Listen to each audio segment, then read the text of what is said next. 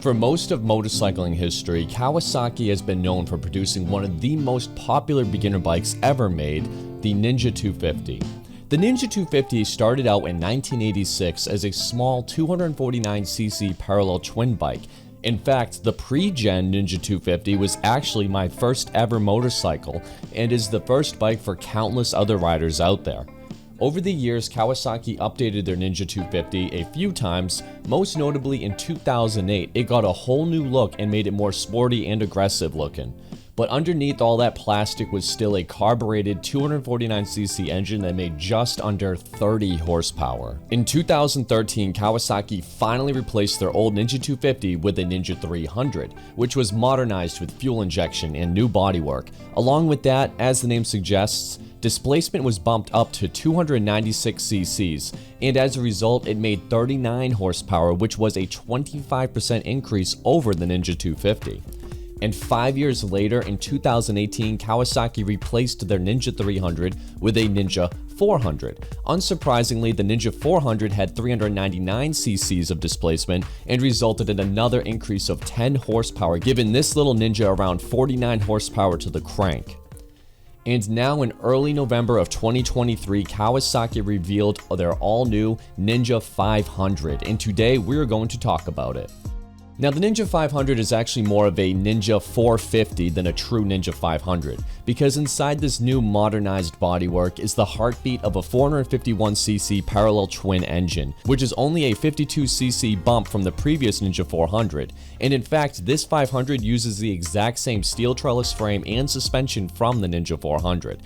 And in fact, it even looks very similar to the Ninja 400 aside from the slight tweaks to the side fairing and completely redesigned headlight fairing, which is more in line with their other Ninja models. And disappointingly, that's not all that is similar to the Ninja 400. This new Ninja 500 makes actually extremely similar horsepower to their 400. Kawasaki claims 44.7 horsepower for their 500, which I know I said 49 horsepower earlier for the Ninja 400, but I believe that just is brake horsepower versus wheel horsepower. The Ninja 400 was quoted to having around 43.3 wheel horsepower, and this 500 has 44.7, so we can expect about a 1 horsepower increase, I believe.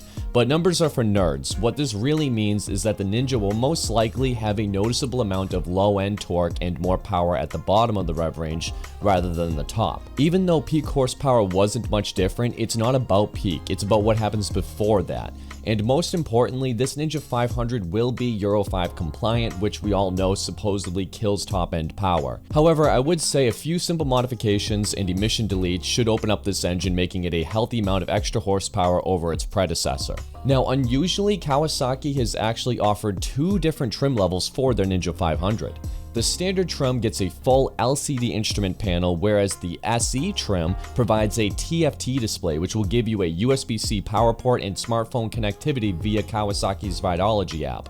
Now let's discuss pricing. In its lowest, cheapest trim model with non-ABS, the standard model costs $5,300.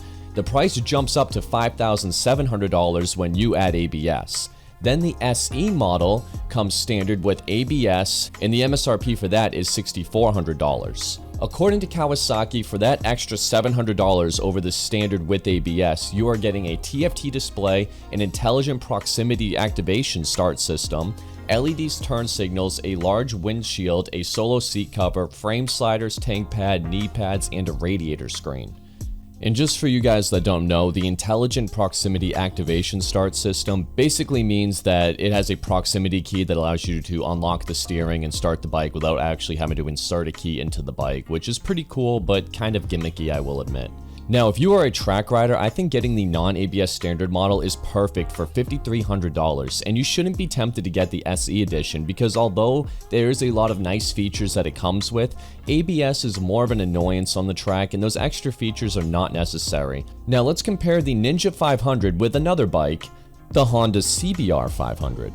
The CBR500 has a generous 471cc engine, which is surprising Kawasaki would allow Honda to have the larger engine in this segment, well, until you realize a few things. The CBR500 makes essentially the same exact horsepower at 44 horsepower. And the MSRP starts at $7,300, which is standard with ABS, but that is nearly a $1,600 price increase over the standard Ninja 500. With the CBR500, you do get inverted big piston front forks, which is a really nice upgrade over the Ninja 500 forks. And the CBR has dual front brakes opposed to a single front brake that Kawasaki offers. So the CBR is more likely a better performer with suspension and brakes. Power is equal, but Kawasaki has some nice features, and more importantly, it's a way cheaper price. And now comes to my opinion. I once again am going to applaud Kawasaki. They know their market better than anyone else. New riders and track riders are going to want the cheapest bikes available to them, so nearly $2,000 saved going with the Ninja over the CBR is an easy choice for most people. Most new riders don't care about suspension and brake upgrades, and most track riders will want to do those upgrades themselves anyway.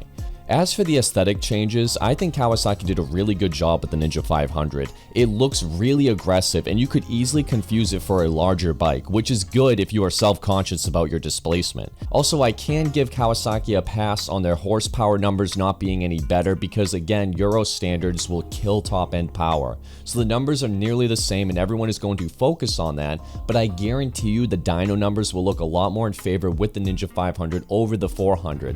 And if you are going to go through with the process of modifying your bike and remove the emissions, I can foresee the 500 making a healthy amount of extra power over the 400.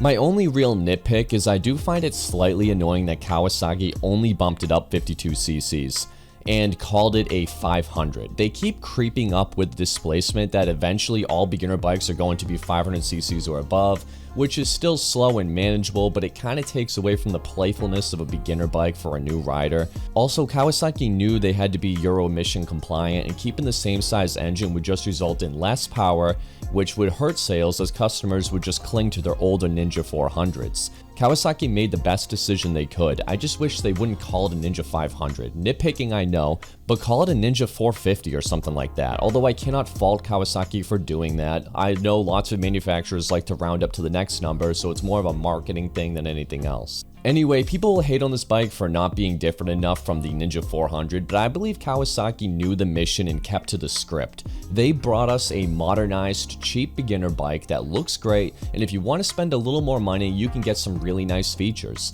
It's a bike that I believe will carry the torch just fine. Anyway, what do you guys think of this Ninja 500?